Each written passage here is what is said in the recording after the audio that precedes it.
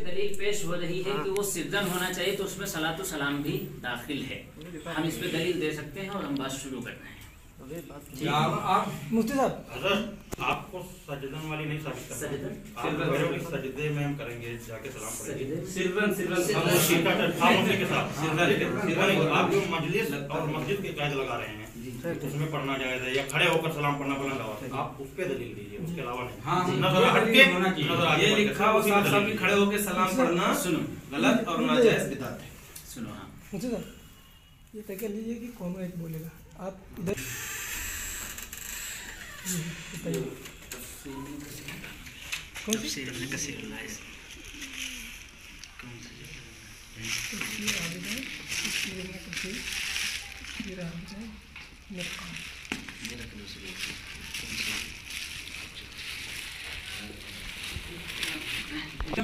जब हदीस का हदीस से कुरान सुनो, तो कुरान का कुरान से तवाजुन होगा कि हमारी तरफ से भी कुरान से मसला की नफी की जाए और आपकी तरफ से उसको साबित किया जाए, तभी तो बात होगी। हम दलील देते हैं, आपको हम दलील नहीं देंगे।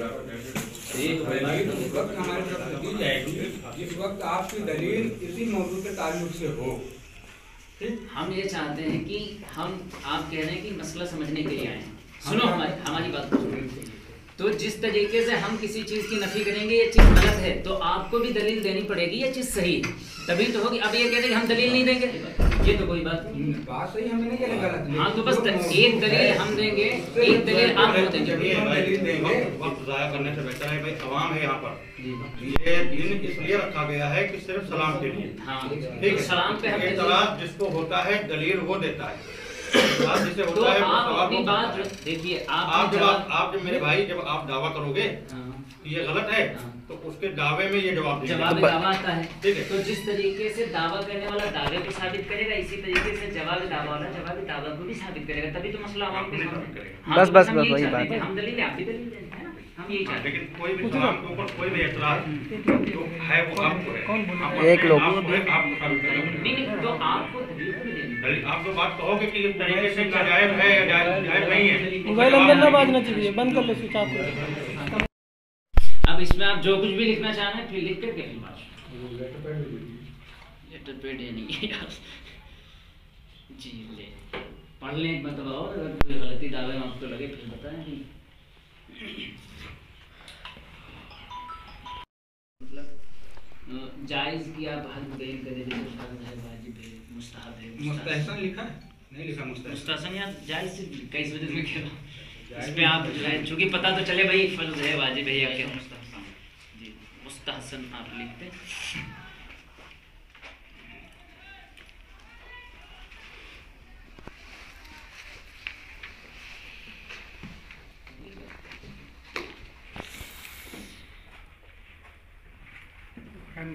कोई पीछे बोलेगा, सब लोग खामोशी से आपस में दोनों बात कर रहे हैं बस।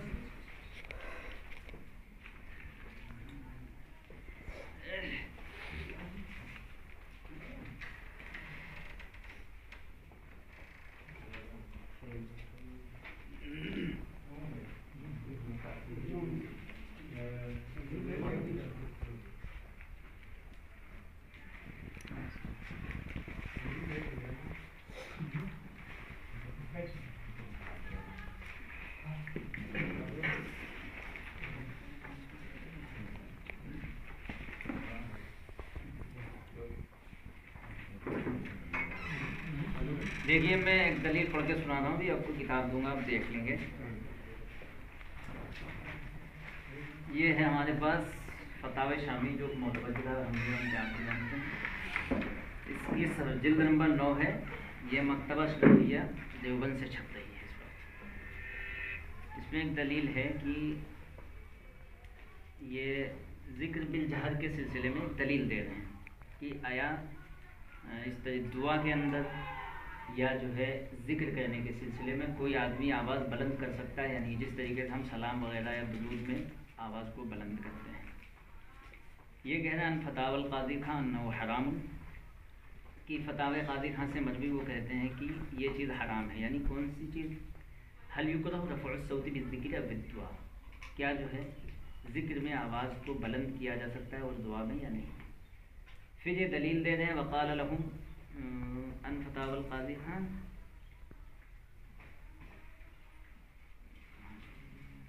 लम्मा सहा अन इब्न मसऊद रज़ियल्लाहु तआला अन्हु अन्नहु अखरज जमाअतन मिनल मस्जिद युहल्लिलूना व यसल्लूना अला नबी सल्लल्लाहु अलैहि वसल्लम जहरा, कि वो हज़रत इब्न मसऊद रज़ियल्लाहु तआला अन्हु से ये मरवी है कि उन्होंने एक जमात को मस्जिद से निकाल दिया था। वो कर क्या रहे थे? युहल्लिलूना व यसल्लूना अला नबी सल्लल्लाहु अलैहि वसल्लम जहरन, कि वो नबी अकरम सल्लल्लाहु अलैहि वसल्लम के ऊपर दुरूद भेज रहे थे और ला इलाहा इल्लल्लाह ये कह रहे थे जहरन, तेज़ तेज़, जिसने हमने अभी तेज़ की बात कही थी। वक़ाल लहुम मा अराकुम इल्ला मुब्तदिईन, और वो कहने लगे कि तुम सब बिदाती हो। मा अराकुम, मैं तुमको नहीं समझ रहा हूँ मगर बिदाती। फिर ये एक हुजूर, ये तो एक हदीस हो गई। फिर दूसरी हदीस नकल करते हैं वमा रुविया फी सहीह अन्नहु अलैहि सलातु वस्सलाम, कि इसी बारे में सही तौर पर एक हदीस मरवी है कि नबी अकरम सल्लल्लाहु अलैहि वसल्लम ने कहा अपनी आवाज़ को बुलंद करने वाले के सिलसिले में इरबऊ अला अनफुसिकुम, कि तुम अपने ऊपर नरमी करो। इन्नकुम ला तदऊना असम्म वला गाइबा, कि तुम किसी गूंगे और बहरे को नहीं पुकार रहे हो। इन्नकुम तदऊना समीअन बसीरा, इसलिए कि तुम पुकार रहे हो ऐसे को जो है समीअ है, सुनने वाला है, देखने वाला, यानी अल्लाह पाक मुराद है। और करीबन करीब हो, इन्नहु माकुम, और वो तुम्हारे साथ है। एक चीज़ ये है और दूसरी चीज़ ये कसीर, ये जो है हम दुरूद व सलाम का क्या तरीक़ा है ये हम आपको इससे पढ़ करके सुना दें, क्योंकि हमें अपनी तरफ से कुछ नहीं कहना है। क्या कहा है इन्होंने, इसे पकड़िए आप, दिखाना पड़े तो ऐसे।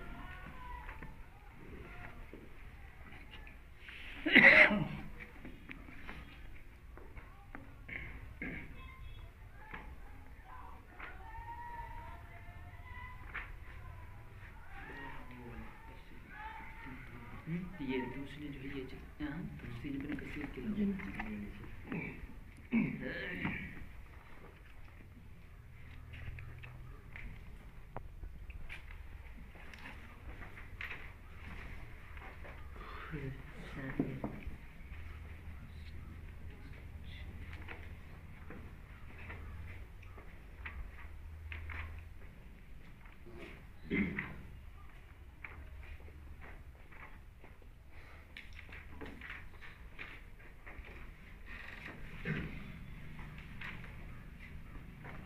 जी कह रहे हैं कि इन्नल्लाह व मलाइकतहु युसल्लूना अलन नबी या अय्युहल्लज़ीना आमनू सल्लू अलैहि व सल्लिमू तस्लीमा।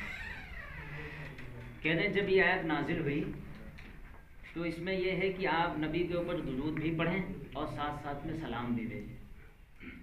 तो ये जब आयत नाजिल हुई तो लोग हुजूर अकरम सल्लल्लाहु अलैहि वसल्लम के पास सहाबा गए और सहाबा कहने लगे ये है कि अम्मा सलाम अलैका फ़क़द अरफ़नाहु हुवल्लज़ी फ़ी तशहुद अल्लज़ी काना यअलमुहुम इय्याह।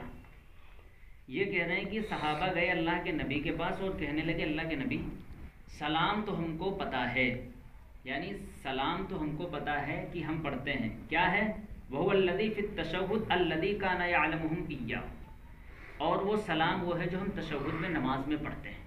यानी जब ये आयत नाज़िल हुई इन्नल्लाह व मलाइकतहु युसल्लूना अलन नबी, सहाबा कहने लगे अल्लाह के नबी इसका मतलब क्या है? तो अल्लाह के नबी ये मतलब बयान कर रहे हैं। सहाबा कहने कि भाई सलाम तो वो है जो हम नमाज में पढ़ते हैं, यानी तशहुद के अंदर सलाम अलैका अय्युहन नबी तो हम पढ़ते हैं, लेकिन दुरूद क्या चीज़ है? कमा काना यअलमुहुम अस्सूरत मिनल कुरान व फी अस्सलामु अलैका अय्युहन नबी व रहमतुल्लाहि व बरकातहू, ये हम तैयार में पढ़ते हैं। तो ये कहने ये चीज़ हमको पता है, लेकिन दुरूद जो है वो हमें नहीं पता, हम क्या करें? अल्लाह के नबी कहने लगे हाज़ा सलाम फ़कैफ़ नुसल्ली अलैका, ये तो सलाम की बात हो गई जो हम पढ़ते हैं, यानी अस्सलामु अलैका अय्युहन नबी व रहमतुल्लाहि व बरकातहू। फ़कैफ़ नुसल्ली अलैका, तो हम आपके ऊपर दुरूद कैसे पढ़ें? क़ूलू, अल्लाह के नबी कहने लगे क़ूलू अल्लाहुम्मा सल्ली अला मुहम्मदिन कमा सल्लैता अला इब्राहीम व अला आलि इब्राहीम, जो हम पढ़ते हैं। यानी अल्लाह के नबी ने कहा कि सलाम तो वो हो गया जो है, और दुरूद तो वो है जो अल्लाहुम्मा सल्ली हम नमाज के बाद पढ़ते हैं। इससे पता चला कि सलाम का वो तरीक़ा है, वो तरीक़ा नहीं है जो हम मजलिसों के बाद खड़े होकर के पढ़ते हैं। क्योंकि तरीक़ा क्या कह रहे हैं कि فقط عرفناه السلام علیکہ ایھا النبی ورحمۃ اللہ وبرکاتہ. یہ ہے سلام کا طریقہ. اس وجہ سے سلام کا طریقہ بھی ہم نے واضح کر دیا کہ کیا طریقہ. یہ آپ حوالے دیکھ سکتے ہیں. یہ پورا ہو گیا آپ کے بات. جی ہاں یہ دلیل آپ اس کا رد اور اپنی طرف سے دلیل.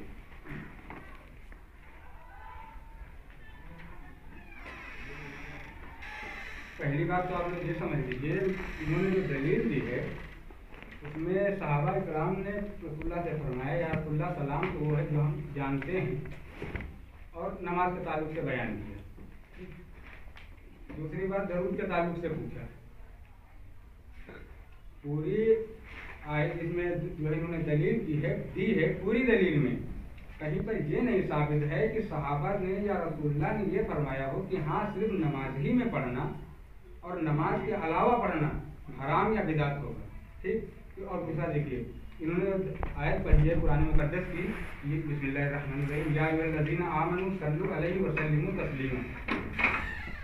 ایمان والو تم بھی آپ پر رحمت بھیجا کرو. اس میں ترجمہ کس نے کیا؟ کس نے ترجمہ؟ اشرف علی خان.